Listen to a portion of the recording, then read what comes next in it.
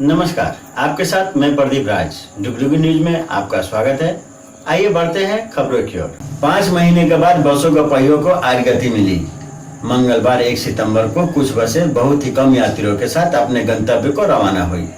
Mall भी खुल गए, होटल और रेस्टोरेंट और सैलून भी खुल गए हैं, लेकिन ग्राहक अभी नहीं है।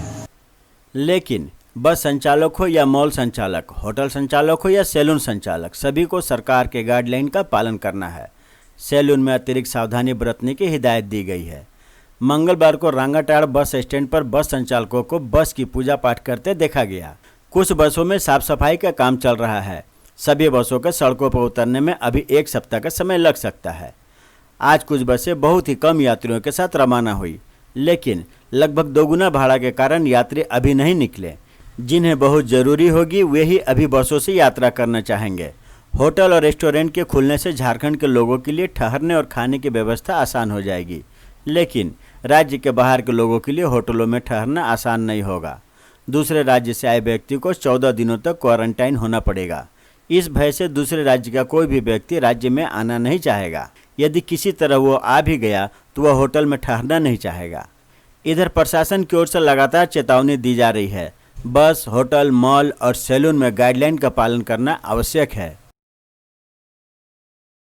एज पर सरकार का, गवर्नमेंट का जो गाइडलाइन है सर, उसके हिसाब से हम लोगों ने सारा तैयारी किया हुआ है। सबसे पहले जो भी कस्टमर आते हैं उनका टेम्परेचर नापा जाता है, ठीक है। उसके बाद उसको सैनिटाइजेशन किया जाता है, और उसके बाद अगर वो लगेज लेके आते हैं तो लगेज का भी सैनिटाइजेशन हम लोग व्यवस्था रखे हुए हैं। उसके बाद साथ ही साथ हम लोग आइसोलेशन सेंटर भी बनाए हुए हैं। किसी का टेम्परेचर यदि हाई आता है तो वो थोड़ा देर आइसोलेट करके फिर मॉल में एंट्री कर सकते हैं। और देखिए, लगभग मोटा मोटी अभी तक का लगभग 400 से अपर कस्टमर आ चुके हैं। लोगों का रुझान तो बढ़िया है, क्योंकि बहुत दिनों के बाद मॉल हम लोग को ओपन हुआ है। लगभग 5 महीने हो चुके हैं, ठीक है।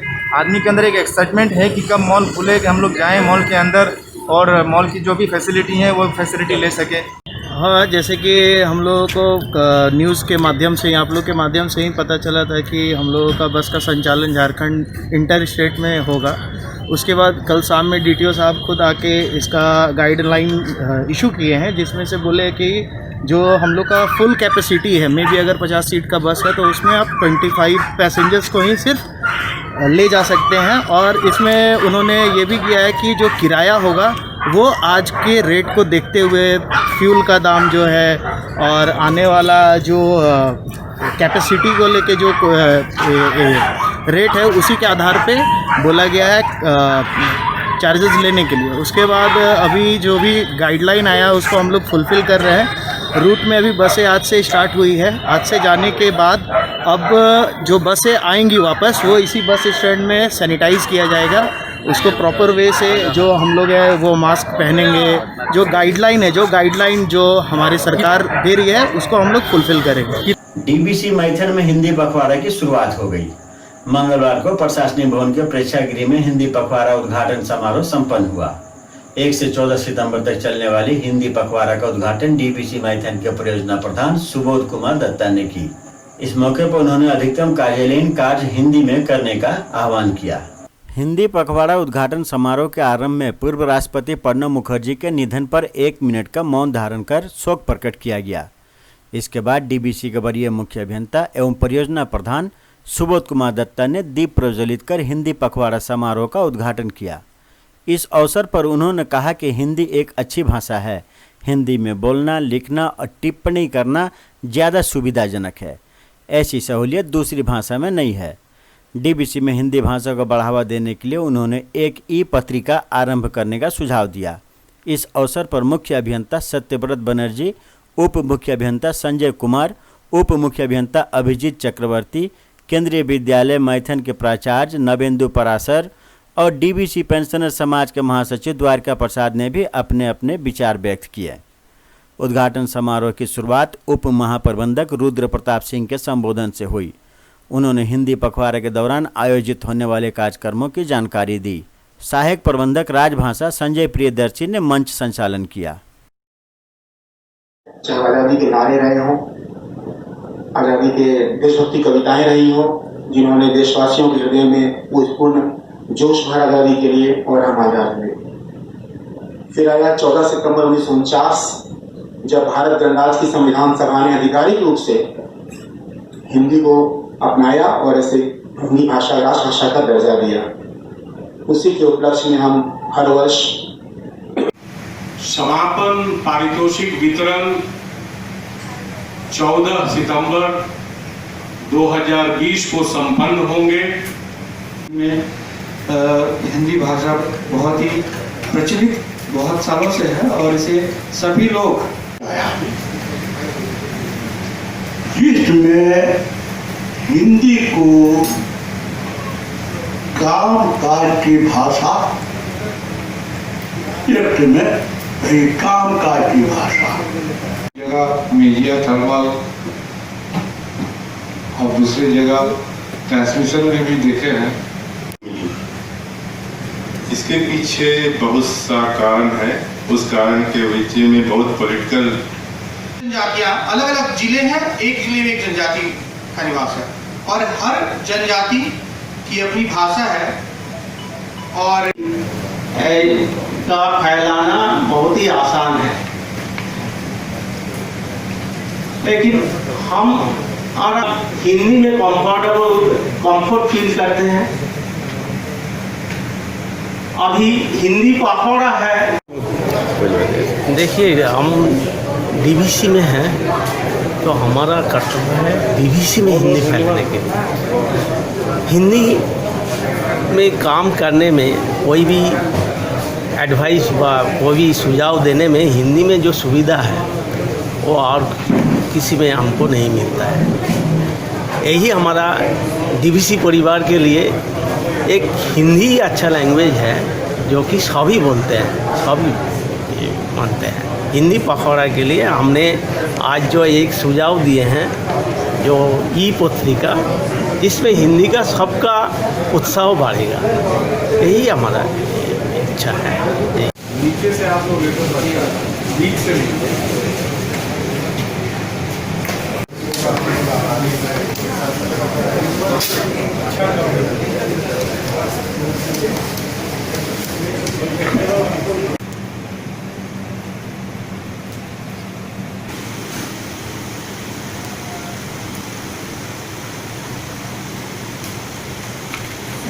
मैं संक्षिप्त में कुछ कहना चाहता हूँ। किसी भी देश धनबाद जिला कांग्रेस कार्यालय में पूर्व राष्ट्रपति प्रणब मुखर्जी को श्रद्धांजलि दी गई। मंगलवार को जिला अध्यक्ष ब्रिजेंद्र सिंह समेत दर्जनों कार्यकर्ताओं ने पूर्व राष्ट्रपति की तस्वीर पर माल्यार्पण कर उन्हें श्रद्धासुमन अर्पित की।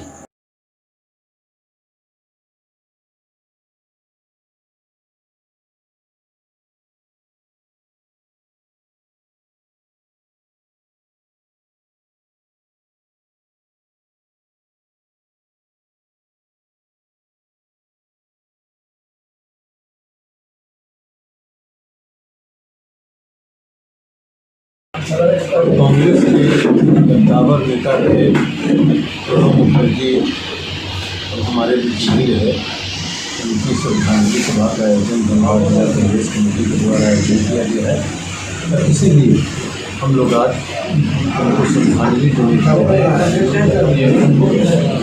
प्रणब दास बड़े व्यक्तित्व थे। उनके नहीं रहने से एक गांधी युग का अंत हो गया। चिरकुंडा नगर परिषद की ओर से कुमारदेवी रेलवे स्टेशन के समीप एक पार्क का निर्माण किया जाएगा। यह पार्क रेलवे की जमीन पर बनेगा। इस संबंध में नगर पंचायत के अध्यक्ष डब्लू बावरी एवं रेलवे के पदाधिकारियों ने मंगलवार को भूमि का संयुक्त निरीक्षण किया।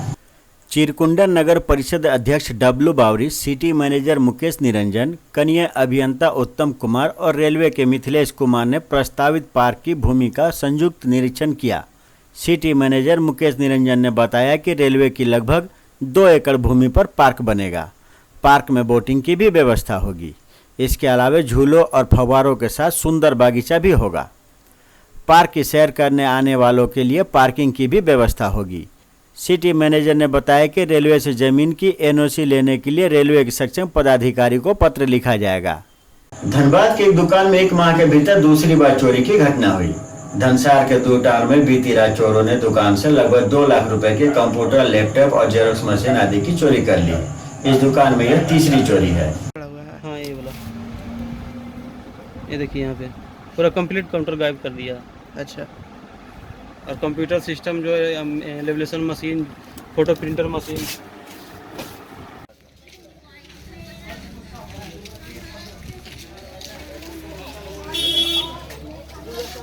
कंप्यूटर सब लेके काउंटर कहाँ पर है? ये कैश काउंटर लेके गया, जो कुछ मोटा सामान था वो लेके गया इस दुकान से, ग्लेसरी दुकान से। और जो लैपटॉप था, कंप्यूटर था, फोटो प्रिंटिंग था, जोरेक्स मशीन था, वो सब इस बार लेके चला गया। इस बार जो घटना हुआ उसमें तो मतलब कि कैश था, इस बार ज़्यादा कैश नहीं था, 1,500-2 हज़ार रुपये हो गया कैश। बाकी तो अगर मतलब कि कंप्यूटर सिस्टम में सब सारा कुछ लेके चला गया है, लगभग सर 1.5-2 लाख रुपये का है। राजेश कुमार ने धनबाद ट्रैफिक डीएसपी का पदभार ग्रहण किया। वे डीएसपी जगदीश प्रसाद की जगह लेंगे। इसके पहले वे जामताड़ा में स्पेशल ब्रांच में थे।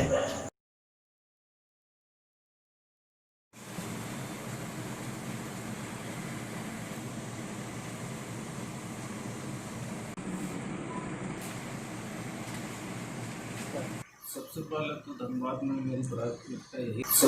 तो धनबाद में मेरी प्राथमिकता यही रहेगी कि जो भी आमजन जाम से परेशान है उससे निजात मिले।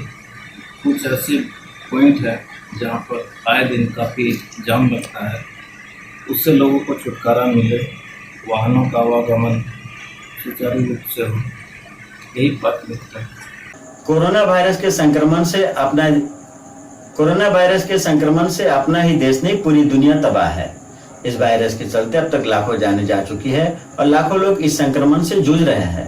कोरोना वायरस से बचाव के लिए वैक्सीन बनाने में दुनिया भर के वैज्ञानिक लगे हुए हैं। रूस ने वैक्सीन बना लेने का दावा भी किया है।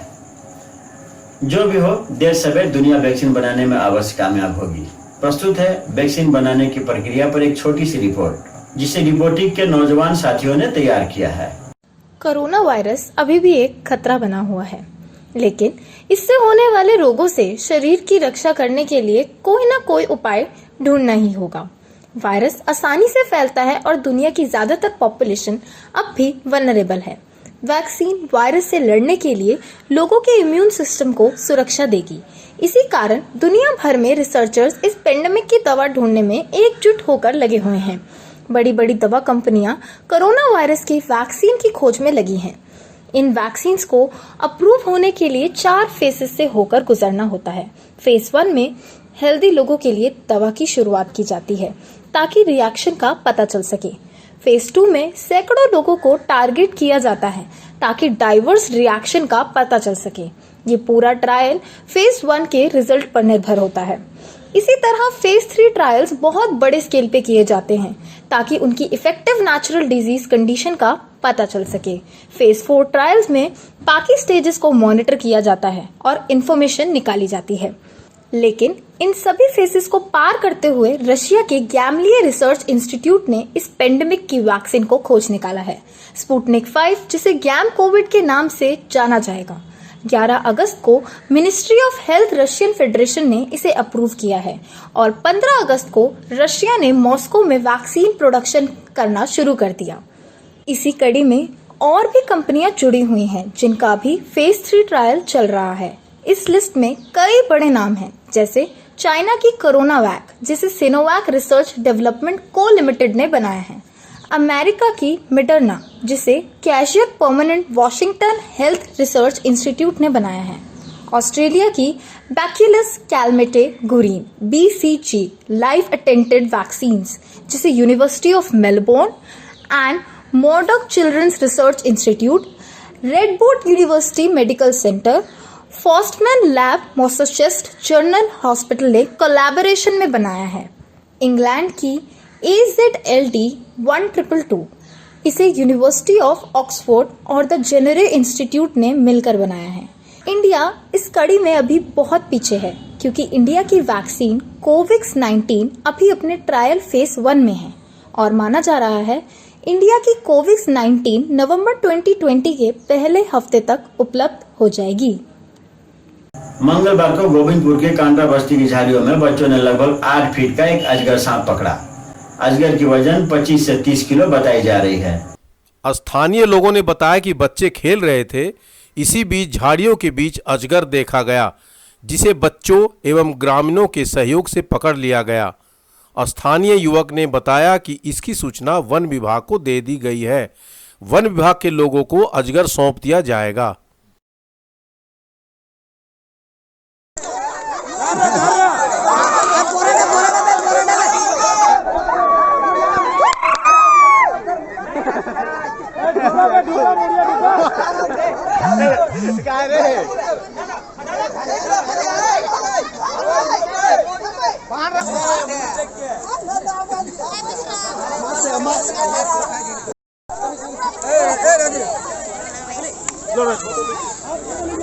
आप लीजिए जितना लेना। ठीक है लंबा तो कर दो।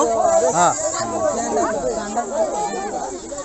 तो ये थी अब तक की खबरें। आप देख रहे थे डुगडुगी न्यूज। अब मुझे दीजिए इजाजत और हमारे चैनल को सब्सक्राइब जरूर करें। नमस्कार।